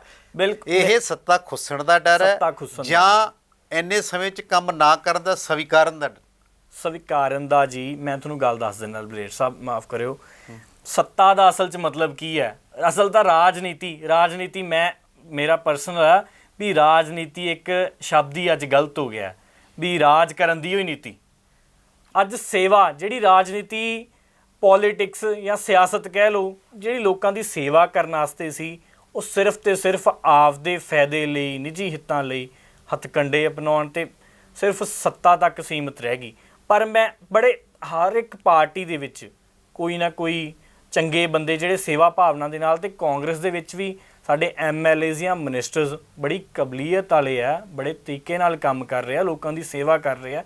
ਜਿਹੜੇ ਫੈਸਲੇ ਕਾਂਗਰਸ ਸਰਕਾਰ ਦੇ ਵਿੱਚ ਹੋਏ ਆ, ਪਿਛਲੇ ਦਿਨੀ ਗੰਨਾ ਕਿਸਾਨਾਂ ਦਾ ਜਿਹੜਾ ਮਸਲਾ ਹੱਲ ਕੀਤਾ ਕੈਪਟਨ ਅਮਰਿੰਦਰ ਸਿੰਘ ਨੇ, ਸੋ ਮੈਂ ਇਹ ਸਮਝਦਾ ਇਹਨੂੰ ਤੁਸੀਂ ਕਿਸੇ ਵੀ ਤਰੀਕੇ ਲੈ ਲਓ, ਪਰ ਜੇ 4 ਸਾਲ ਪਹਿਲਾਂ ਦੀ ਅਸੀਂ ਗੱਲ ਕਰੀਏ, 4 ਸਾਲ ਪਹਿਲਾਂ ਉਹ ਗੱਲ ਨਹੀਂ ਸੀ ਹੋ ਸਕਦੀ। ਉਦੋਂ ਸਰਕਾਰ ਆਈ ਸੀ, ਉਦੋਂ ਇੱਕ ਮਤਲਬ ਇੱਕ ਵੇਟ ਸੀ ਕਿ ਹੋ ਜਾਊਗਾ ਚਲੋ ਉਮੀਦ ਪੂਰੀ ਨਹੀਂ ਹੋਈ ਆਪਾਂ ਕਹਿੰਦੇ ਆ। ਤੇ ਜਿਵੇਂ ਤੁਸੀਂ ਇੱਕ ਪਰਿਭਾਸ਼ਾ ਦਿੱਤੀ ਹੈ, ਰਾਜਨੀਤੀ ਦਾ ਮਤਲਬ ਸੇਵਾ ਨਹੀਂ ਰਹਿ ਗਿਆ, ਹੁਣ ਰਾਜ ਕਰਨ ਦੀ ਨੀਤੀ ਸਿਰਫ ਬਣਾਈ ਜਾਂਦੀ ਹੈ। ਕੀ ਆਪਣੀ ਕਾਂਗਰਸ ਸਰਕਾਰ ਨੇ ਸਿਰਫ ਰਾਜ ਕਰਨ ਦੀ ਨੀਤੀ ਕੀਤੀ ਕਿ ਸੇਵਾ ਕੀਤੀ? ਤੁਸੀਂ ਕੀ ਮੰਨਦੇ ਹੋ? ਇਹ ਤਾਂ ਜੀ ਸੇਵਾ ਕੀਤੀ ਹੈ। ਜਿਹੜੇ ਫੈਸਲੇ ਹਿਸਟੋਰੀਕਲ ਫੈਸਲੇ ਜਿਹੜੇ ਅੱਜ ਤੱਕ ਪੰਜਾਬ ਦੇ ਵਿੱਚ ਨਹੀਂ, ਇੰਡੀਆ 'ਚ ਨਹੀਂ ਹੋਏ, ਤੁਸੀਂ ਕਿਸਾਨਾਂ ਦਾ ਜਿਹੜਾ ਕਰਜ਼ਾ ਮਾਫੀ ਦੀ ਗੱਲ ਲੈ ਲਓ, ਫਿਰ ਜਿਹੜੇ ਲੈਂਡਲੈਸ ਬੇਜ਼ਮੀਨੇ ਕਿਸਾਨ ਆ ਉਹਨਾਂ ਦੇ ਕਰਜ਼ੇ ਮਾਫੀ ਦੀ ਗੱਲ ਲੈ ਲਓ, ਜਿਹੜੇ ਬੇਜ਼ਮੀਨੇ ਜਿਹੜੇ ਠੇਕੇ ਤੇ ਹਿੱਸੇ ਤੇ ਲੈ ਕੇ ਜ਼ਮੀਨਾਂ ਵਾਹੁੰਦੇ ਆ, ਇਹ ਅੱਜ ਤੱਕ ਭਾਰਤ ਦੇ ਇਤਿਹਾਸ 'ਚ ਨਹੀਂ ਹੋਇਆ। ਤੇ ਇਹਨੂੰ ਆਪਾਂ ਮਤਲਬ ਰਾਜ ਕਿਵੇਂ, ਇਹਨੂੰ ਸੇਵਾ ਹੀ ਕਹਿ ਸਕਦੇ ਹਾਂ। ਚਲੋ ਫਿਰ ਜਿਹੜੀ ਮੇਨ ਸੇਵਾ ਸੀ ਗੁਰੂ ਦੀ ਸੇਵਾ ਦੇ ਵਿੱਚ ਤਾਂ ਬਹੁਤ ਬੜੇ ਦੋਖੀ ਮੰਨੇ ਜਾਂਦੇ ਆ, ਜਦੋਂ ਕਿ ਗੁਟਕਾ ਸਾਹਿਬ ਮੱਥੇ ਨੂੰ ਲਾ ਕੇ ਤਖ਼ਤ ਸਾਹਿਬ ਵੱਲ ਚਿਹਰਾ ਕਰਕੇ ਸਪੈਸ਼ਲ ਗੁਟਕਾ ਸਾਹਿਬ ਨੂੰ ਮੰਗਾ ਕੇ ਕਿਤੇ ਬੇਅਦਬੀ ਦੇ ਮਾਮਲਿਆਂ ਨੂੰ ਗੱਲ ਕੀਤੀ ਸੀ। ਉਹ ਤਾਂ ਸਟਾਰਟ ਤੋਂ ਸ਼ੁਰੂ ਹੋ ਗਿਆ ਸੀ ਨਾ, ਉਹ ਤਾਂ ਸਰਕਾਰ ਉਸੇ ਸਿਸਟਮ 'ਤੇ ਆਈ ਸੀ। ਤੇ ਫਿਰ ਆਪਣੇ 3 ਮੰਤਰੀ ਜਾਂਦੇ ਆ, 4 ਮੰਤਰੀ ਜਾਂਦੇ ਆ, ਉਹ ਮੋਰਚਾ ਚੱਕਦੇ ਨੇ ਵੀ ਅਸੀਂ ਕਰਾਂਗੇ, ਫਿਰ ਵੀ ਨਹੀਂ ਹੁੰਦਾ। ਹੁਣ ਉਹ ਆਪਣੇ ਜਿਹੜੇ ਮੰਡ ਸਾਹਿਬ ਨੇ, ਆਪਣੇ ਬੁੱਤਬਾਜ਼ੀ ਜਥੇਦਾਰ ਨੇ, ਉਹ ਤਲਬ ਕਰ ਰਹੇ ਨੇ, ਤੇ ਫਿਰ ਕਿਤੇ ਨਾ ਕਿਤੇ ਗੱਲ ਤਾਂ ਰਹੇਗੀ ਨਾ ਸੇਵਾ ਵਾਲੀ। ਲਿਬਰੇਟ ਸਾਹਿਬ ਇਹ ਮੰਨਦੇ ਹੋ ਕਿ ਰਹਿ ਗਿਆ ਮਾਮਲਾ? ਗੁਟਕਾ ਕਿਹੜਾ ਰਹਿ ਗਿਆ ਜੀ? ਬਿਲਕੁਲ, ਮੈਂ ਨਹੀਂ ਕਹਿੰਦਾ ਹੱਲ ਹੋ ਗਿਆ, ਰਹਿੰਦੇ ਨੇ, ਬਿਲਕੁਲ ਰਹਿੰਦੇ ਨੇ। ਇਹ ਮਤਲਬ ਮੁੱਦੇ ਟੋਟਲੀ ਹੱਲ ਨਹੀਂ ਹੋਏ ਹਜੇ ਤੱਕ। ਤੇ ਇਹਦੇ 'ਚ ਸਾਡਾ ਮਤਲਬ ਮੇਰਾ ਪਰਸਨਲ ਵੀ ਹੈ, ਮੈਂ ਬੇਨਤੀ ਵੀ ਕਰਦਾ, ਇਹ ਜਿਹੜੀ ਗੱਲ ਸਹੀ ਹੈ ਉਹ ਸਹੀ ਰਹਿਣੀ ਹੈ। ਲਿਬਰੇਟ ਸਾਹਿਬ, ਮੈਂ ਇਹ ਗੱਲ ਪਰਸਨਲੀ ਕਹਿਣਾ ਵੀ ਬੇਅਦਬੀ ਦਾ ਇਨਸਾਫ ਹਜੇ ਤੱਕ ਸਾਨੂੰ ਨਹੀਂ ਮਿਲਿਆ, ਤੇ ਮੈਂ ਆਸ ਕਰਦਾ ਕੈਪਟਨ ਅਮਰਿੰਦਰ ਸਿੰਘ ਤੇ ਮਤਲਬ ਇੱਕ ਵਿਸ਼ਵਾਸ ਕਰਕੇ ਲੋਕਾਂ ਨੇ, ਇੱਕ ਜਿਹੜਾ ਉਹਨਾਂ ਦੀ 2002 ਤੋਂ 2007 ਦੀ ਸਰਕਾਰ ਸੀ, ਜਿਹੜਾ ਉਹਨਾਂ ਦਾ 5 ਸਾਲਾਂ ਦਾ ਰਾਜ ਸੀ, ਯਕੀਨ ਕਰਕੇ ਇੱਕ ਕੈਪਟਨ ਅਮਰਿੰਦਰ ਸਿੰਘ ਇੱਕ ਟਰਸਟਵਰਦੀ ਤੇ ਇੱਕ ਜ਼ੁਬਾਨ ਵਾਲਾ ਇਨਸਾਨ ਹੈ। ਇਹ ਯਕੀਨ ਕਰਕੇ ਤੇ ਹੋਏ ਨਹੀਂ, ਪਰ ਮੈਂ ਯਕੀਨ ਕਰਦਾ ਤੇ ਉਮੀਦ ਕਰਦਾ ਤੇ ਆਸ ਇਹ ਵੀ ਕਰਦਾ ਵੀ ਪੰਜਾਬ ਸਰਕਾਰ, ਕੈਪਟਨ ਅਮਰਿੰਦਰ ਸਿੰਘ ਇਹਨਾਂ ਦੇ ਖਰੇ ਵੀ ਜ਼ਰੂਰ ਉਤਰਨਗੇ। ਗੁਟਕਾ ਸਾਹਿਬ ਵਾਲੀ ਗੱਲ ਕੀਤੀ ਤੁਸੀਂ, ਉਹਨਾਂ ਨੇ ਨਸ਼ਿਆਂ ਦਾ ਲੱਕ ਤੋੜਨ ਦੀ ਗੱਲ ਕੀਤੀ ਸੀ। 7 ਦਿਨਾਂ ਵਿੱਚ ਕਿਹਾ ਸੀ ਲਿਬਰੇਟ ਸਾਹਿਬ, ਕਿਹਾ ਸੀ ਨਾ 7 ਦਿਨਾਂ ਦੇ ਵਿੱਚ, 4 ਹਫ਼ਤਿਆਂ 'ਚ ਜੀ, 4 ਹਫ਼ਤਿਆਂ 'ਚ ਨਸ਼ਾ ਲੱਕ 4 ਸਾਲ ਹੋ ਗਏ। ਮੈਂ ਦੱਸਦਾ ਜੀ, ਲੱਕ ਤੋੜਨ ਦੀ ਗੱਲ ਕੀਤੀ ਸੀ। ਜੇ ਲਿਬਰੇਟ ਸਾਹਿਬ ਅਸੀਂ ਕਹੀਏ ਨਾ ਵੀ ਨਸ਼ਾ ਪੰਜਾਬ 'ਚੋਂ ਖਤਮ ਹੋ ਜਾਊਗਾ, ਕਾਟਾ ਮਾਰ ਦੋ, ਖਤਮ ਨਹੀਂ ਜੀ ਹੋ ਸਕਦਾ। ਵੱਡੇ ਮਤਲਬ ਦੇਸ਼, ਤੁਸੀਂ ਕਿਸੇ ਦੀ ਡਿਵੈਲਪਡ ਕੰਟਰੀ, ਆਪਣੀ ਤਾਂ ਡਿਵੈਲਪਿੰਗ ਲੱਕ ਦੀ ਗੱਲ ਹੀ ਦੱਸਦੇ ਆ ਅੱਜ ਬਰੀਫ। ਹਾਂਜੀ, ਅੱਜ ਸਾਡੇ 150 ਤੋਂ ਵੱਧ ਜਿਹੜੇ ਪੁਲਿਸ ਆਫੀਸਰ ਸਸਪੈਂਡ ਹੋ ਕੇ, ਕਈ ਡਿਸਮਿਸ ਹੋ ਕੇ, ਕਈ ਅਰੈਸਟ ਵੀ ਪਏ ਆ। ਮਤਲਬ ਮੇਰੇ ਕੋਲ ਉਹਨਾਂ ਦੇ ਨਾਮ ਵੀ ਹੈਗੇ ਆ, ਮੈਂ ਉਹ ਵੀ ਤੁਹਾਨੂੰ ਪ੍ਰੋਵਾਈਡ ਕਰਾ ਦੂੰਗਾ। ਸਾਡੇ ਜਿਹੜੇ ਮਤਲਬ ਇੱਕ DAPOs ਪ੍ਰੋਗਰਾਮ ਜਿਹੜਾ ਚਲਾਇਆ ਸੀ, ਉਹ ਅਪੁਆਇੰਟ ਕੀਤੇ, ਬੜੀ ਪ੍ਰੋਗਰਾਮ ਚਲਾਇਆ। ਸਾਡੀ ਮਤਲਬ ਹੁਣ ਤੱਕ ਦੀ 150 ਕਰੋੜ ਦੀ ਪ੍ਰਾਪਰਟੀ ਸੀਜ਼ ਕੀਤੀ ਪੰਜਾਬ ਸਰਕਾਰ ਨੇ, ਜਿਹੜੇ ਡਰੱਗ ਪੈਡਲਰ ਸੀਗੇ ਉਹਨਾਂ ਦੀ। ਸਾਡੇ ਨਾਕਿਆਂ ਤੇ ਵਾਈਫਾਈ ਤੇ CCTV ਵਾਲਾ ਸਿਸਟਮ ਲਾਇਆ। ਯਾਨੀ ਲੱਕ ਤੋੜਨ ਵਾਲੇ ਪਾਸੇ ਲੱਕ ਤੋੜਨ ਵਾਲੇ ਪਾਸੇ ਜ਼ਰੂਰ ਸਪਲਾਈ ਲਾਈਨ ਸਭ ਤੋਂ ਪਹਿਲਾਂ, ਪਰ ਜਿਹੜੀ ਮੇਨ ਰਿਪੋਰਟ ਫਿਰ ਵੀ ਨਹੀਂ ਖੋਲੀ। ਇਹ ਗੱਲ ਕਿੰਨੀ ਕੀ ਸੱਚੀ ਹੈ ਕਿ ਬਾਦਲ ਤੇ ਕੈਪਟਨ ਰਲੇ ਹੋਏ ਆ? ਦੇਖੋ ਕਿੰਨੀ ਕੀ ਸੱਚੀ ਹੈ, ਸੱਚੀ ਜਾਂ ਝੂਠੀ ਜਾਂ ਤਾਂ ਪ੍ਰਮਾਤਮਾ ਨੂੰ ਪਤਾ। ਲਿਬਰੇਟ ਸਾਹਿਬ, ਮੈਂ ਤੁਹਾਨੂੰ ਇੱਕ ਗੱਲ ਦੱਸ ਦਿੰਦਾ ਵੀ ਲੋਕਾਂ 'ਚ ਇਸ ਗੱਲ ਦਾ ਮਤਲਬ ਸ਼ੰਕਾ ਜ਼ਰੂਰ ਹੈਗੀ ਹੈ, ਪਰ ਇਹ ਨਹੀਂ ਮੈਂ ਕਹਿੰਦਾ, ਮੈਂ ਪਰਸਨਲੀ ਨਹੀਂ ਕਹਿੰਦਾ ਵੀ ਰਲੇ ਹੋਏ ਆ। ਅੱਜ ਮਤਲਬ ਪਹਿਲਾਂ ਵੀ ਉਹਨਾਂ ਨੇ, ਹੁਣ ਤੱਕ ਜਿਵੇਂ ਬਾਦਲਾਂ ਨੂੰ ਪਹਿਲਾਂ ਅੰਦਰ ਧੱਕਿਆ ਸੀ ਕੈਪਟਨ ਅਮਰਿੰਦਰ ਸਿੰਘ ਨੇ, ਤੇ ਅੱਜ ਜਿੱਥੇ ਵੀ ਬਾਦਲ ਦੋਸ਼ੀ ਪਾਏ ਜਾਂਦੇ, ਇਹ ਤਾਂ ਦੇਖੋ ਇੱਕ ਗੱਲ ਪਤਾ ਕੀ ਆਉਂਦੀ ਹੈ ਵੀ ਜੱਟਾਸ਼ਾਹੀ ਰਾਜਨੀਤੀ, ਵੀ ਸਰਕਾਰ ਆਈ ਤੇ ਦੂਜੇ ਆਪੋਜੀਸ਼ਨ ਵਾਲੇ ਲੀਡਰਾਂ ਨੂੰ ਜੇਲ੍ਹ 'ਚ ਧੱਕ ਦੋ ਚੱਕ ਕੇ। ਇਹ ਨਹੀਂ, ਇਹ ਕਾਂਗਰਸ ਦੀ ਇੱਕ ਮਤਲਬ ਕਾਂਗਰਸ ਦਾ ਕਲਚਰ ਹੈ ਵੀ ਲੀਗਲੀ ਤੇ ਬੜੇ ਤਰੀਕੇ ਨਾਲ, ਪ੍ਰੋਸੀਜਰ ਨਾਲ ਚੱਲਣਾ। ਤੇ ਜੇ ਦੋਸ਼ੀ ਪਾਏ ਜਾਂਦੇ ਆ, ਜਿਵੇਂ ਨਸ਼ੇ ਦਾ ਮੁੱਦਾ, ਨਵਜੋਤ ਸਿੰਘ ਸਿੱਧੂ ਜੀ ਨੇ ਪਿੱਛੇ ਜੇ ਇੱਕ ਜਿਹੜੀ ਵਾਰਤਾਲਾਪ ਹੈ ਜਿਹੜੀ ਵਾਰਤਾਲਾਪ ਵੀ ਉਹਨਾਂ ਨੇ ਐਸਟੀਐਫ ਦੀ ਜਿਹੜੀ ਰਿਪੋਰਟ ਦੇ ਕੁਝ ਪੰਨੇ ਵੀ ਕੀਤੇ, ਬਿਲਕੁਲ ਕੀਤੇ ਆ। ਵੱਡੇ ਰਸੂਖਦਾਰ ਬੰਦਿਆਂ ਦੇ ਨਾਮ ਵੀ ਹੈਗੇ ਆ। ਜੇ ਆਪਾਂ ਬੇਅਦਬੀ ਮਾਮਲੇ ਦੀ ਗੱਲ ਕਰੀਏ, ਉਹ 'ਚ ਸਿੱਟ ਦੇ ਵਿੱਚ ਵੀ ਜਿਹੜੀ ਰਿਪੋਰਟ ਆ ਉਹ 'ਚ ਵੀ ਵੱਡੇ ਬੰਦਿਆਂ ਦੇ ਨਾਮ ਹੈਗੇ ਨੇ, ਸਭ ਕੁਝ ਹੈਗੇ ਨੇ। ਇਸ ਕਰਕੇ ਤੁਸੀਂ ਕਹਿੰਦੇ ਆ ਵੀ ਸਮਾਂ ਲੱਗਦਾ ਹੈ। ਪਰ ਹੁਣ ਮੈਨੂੰ ਇਹ ਦੱਸੋ, ਬੀਤੇ ਦਿਨੀ ਟਰਾਂਸਪੋਰਟ ਦੀ ਗੱਲ ਹੋਈ ਸੀ ਜੀ, 860 ਦੇ ਕਰੀਬ ਕੋਈ ਜਿਹੜੇ ਬਗੈਰ ਪਰਮਿਟ ਤੋਂ ਬੱਸਾਂ ਚੱਲ ਰਹੀਆਂ ਜਾਂ ਉਹ ਰਸੂਖਦਾਰ ਬੰਦਿਆਂ ਦੀਆਂ ਚੱਲ ਰਹੀਆਂ ਸੀ ਜੀ, ਉਹ ਬੰਦ ਕਰਨੀਆਂ ਸੀ। ਮੈਂ ਕਹਿੰਦਾ 4 ਸਾਲਾਂ 4.5 ਸਾਲਾਂ ਦੇ ਵਿੱਚ ਉਹਨਾਂ ਪ੍ਰਾਈਵੇਟ ਬੰਦਿਆਂ ਦੀਆਂ ਪਰਮਿਟ ਤਾਂ ਰੱਦ ਕੀ ਕਰਨੇ ਸੀ, ਬਿਨਾਂ ਪਰਮਿਟ ਗੱਡੀਆਂ ਤਾਂ ਬੰਦ ਕੀ ਕਰਨੀਆਂ ਸੀ। ਇੱਕ ਟਾਈਮਿੰਗ ਚੇਂਜ ਨਹੀਂ ਹੋਈ ਪਾਈ ਜਿਹੜੀ ਮਿੰਟ ਦੀ ਹੁੰਦੀ ਹੈ। ਦੇਖੋ ਇਹ ਹੈ ਕਿ ਨਹੀਂ, ਪਰ ਗੱਲ ਦੱਸੋ। ਮੈਂ ਉਹੀ ਗੱਲ ਤੁਹਾਨੂੰ ਦੱਸ ਕੇ ਹਟਿਆ ਵੀ ਇਹ ਹੁੰਦਾ ਜੀ ਆਪਣੇ ਪੰਜਾਬ ਦੇ ਵਿੱਚ ਖਾਸ ਕਰ ਇਹੋ ਜਿਹੀ ਰਾਜਨੀਤੀ ਹੈ ਵੀ ਸਰਕਾਰ ਆ ਗਈ ਤੇ ਜੇ ਬਾਦਲਾਂ ਦੀਆਂ ਬੱਸਾਂ ਚੱਲਦੀਆਂ ਜਾਂ ਗਿੱਦੜਵੇ ਵਾਲੇ ਢਲੋਂ ਦੀਆਂ ਬੱਸਾਂ ਚੱਲਦੀਆਂ, ਉਹਨਾਂ ਨੂੰ ਔਨਸਾਰ ਤੇ ਮਤਲਬ ਬੰਦ ਕਰ ਦੋ, ਖੜਾ ਦੋ ਸਾਰੀਆਂ। ਨਹੀਂ ਜੀ, ਫਿਰ ਇਲੈਕਸ਼ਨਾਂ ਤੋਂ ਪਹਿਲਾਂ ਕਿਉਂ ਕਹਿੰਦੇ ਹੁੰਦੇ ਆਪਾਂ ਵੀ ਕਰ ਦੇਾਂਗੇ ਇੰਨੇ ਦਿਨਾਂ 'ਚ? ਕਰ ਦਿਆਂਗੇ ਤੇ ਕਰ ਵੀ ਦਿੱਤੀਆਂ ਜੀ। 860 ਤੁਸੀਂ ਆਪਦੇ ਜ਼ੁਬਾਨੋਂ ਹੀ ਦੱਸਿਆ, ਪਰਮਿਟ ਰੱਦ ਕਰਤੇ। ਕੀਤੀਆਂ ਨਹੀਂ ਗਈਆਂ, ਉਹ ਬਗੈਰ ਪਰਮਿਟ ਵਾਲੀਆਂ ਸੀ। ਮੇਰਾ ਤਾਂ ਸਵਾਲ ਇਹ ਸੀਗਾ ਕਿ ਜਿਹੜੀ ਟਰਾਂਸਪੋਰਟ ਦੇ ਵਿੱਚ ਹੈ, ਜੇ ਆਪਾਂ ਬੱਸਾਂ ਦੀ ਗੱਲ ਕਰੀਏ, ਉਹਦੇ ਵਿੱਚ ਟਾਈਮਿੰਗ ਦੀ ਗੱਲ ਹੁੰਦੀ ਹੈ ਸਿਰਫ। ਪ੍ਰਾਈਵੇਟ ਬੱਸਾਂ ਨੂੰ ਪ੍ਰਾਈਵੇਟ ਜਿਹੜੇ ਰਸੂਖਦਾਰ ਬੰਦੇ ਨੇ, ਉਹ ਸਿਆਸਤ ਧਿਰਾਂ ਦੇ ਨਾਲ ਜੁੜੇ ਹੋਏ ਨੇ, ਉਹਨਾਂ ਨੂੰ ਟਾਈਮਿੰਗ ਜ਼ਿਆਦਾ ਮਿਲਦੀ ਹੈ। ਟਾਈਮਿੰਗ ਵੀ ਚੇਂਜ ਨਹੀਂ ਹੋਈ, ਰੱਦ ਕਰਨ ਦੀ ਦੂਸਰੀ ਗੱਲ ਹੈ। ਦੇਖੋ ਜੀ, ਪ੍ਰਾਈਵੇਟ ਬੱਸਾਂ ਵਾਲੇ ਤਾਂ ਲਬਰੇਰ ਸਾਹਿਬ ਵੀਡੀਓ ਪਾ ਰੋਈ ਜਾਂਦੇ ਆ। ਜਿਹੜਾ ਅੱਜ ਮੁਫਤ ਕਿਰਾਇਆ ਹੋ ਗਿਆ ਸਾਡੀਆਂ ਬੀਬੀਆਂ ਭੈਣਾਂ ਦਾ ਪੰਜਾਬ ਰੋਡਵੇਜ਼ 'ਚ, ਉਹ ਨਾਲ ਉਹ ਆਪਦੇ ਹਸਬੈਂਡ ਨੂੰ ਤੇ ਆਪਦੇ ਭਰਾਵਾਂ ਨੂੰ, ਬੱਚਿਆਂ ਨੂੰ ਵੀ ਖਿੱਚ ਕੇ ਉਧਰ ਹੀ ਲੈ ਆਈਆਂ। ਉਹਦਾ ਫੜ ਖਾਲੀ ਵੱਜਦੀਆਂ ਫਿਰਦੀਆਂ ਦੀਆਂ। ਉਹ ਤਾਂ ਹੁਣ ਵੱਜਣ ਲੱਗੀਆਂ ਜੀ, ਹੁਣ ਤਾਂ ਸਿਰਫ ਇਲੈਕਸ਼ਨਾਂ ਟ੍ਰੈਂਡ ਵੀ ਮੰਨਿਆ ਜਾਂਦਾ। ਫੈਸਲਾ ਹੋਇਆ ਇੱਕ ਪ੍ਰਾਈਵੇਟ ਬੱਸਾਂ ਦਾ, ਜਿਹੜਾ ਟਰਾਂਸਪੋਰਟ ਮਾਫੀਆ ਚੱਲਦਾ ਸੀ ਪੰਜਾਬ ਦੇ ਵਿੱਚ, ਉਹ ਪ੍ਰਾਈਵੇਟ ਬੱਸਾਂ ਦਾ ਉਹ ਮਤਲਬ ਤੁਹਾਨੂੰ ਵੀ ਪਤਾ, ਤੁਸੀਂ ਤਾਂ ਮੀਡੀਆ ਵਾਲੇ ਹੋ। ਬੱਸਾਂ ਵਾਲੇ ਤਾਂ ਆਪ ਰੋਈ ਜਾਂਦੇ ਆ ਵਿਚਾਰੇ ਵੀ ਸਾਡੀਆਂ ਬੱਸਾਂ ਖਾਲੀ ਰਹਿ ਗਈਆਂ।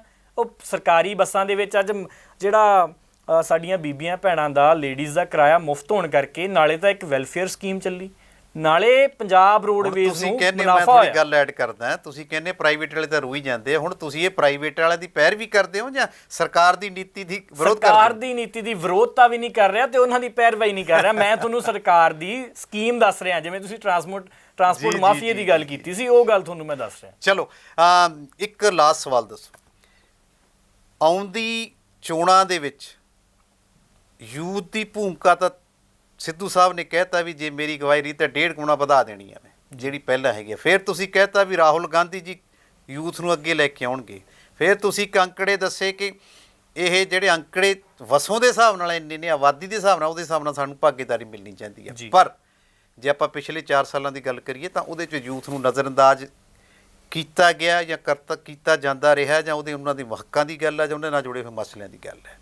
ਤੁਸੀਂ ਕੀ ਮੰਨਦੇ ਹੋ ਕਿ ਕਾਂਗਰਸ, ਬਰੀਫ 'ਚ ਦੱਸਣਾ, ਆਉਣ ਵਾਲੀਆਂ ਚੋਣਾਂ ਦੇ ਵਿੱਚ ਕਿਹੜਾ ਵਾਅਦਾ ਪੂਰਾ ਕਰਕੇ ਲੋਕਾਂ 'ਚ ਜਾ ਸਕਦੀ ਹੈ ਵੀ ਅਸੀਂ ਆਹ ਕੰਮ ਕੀਤਾ?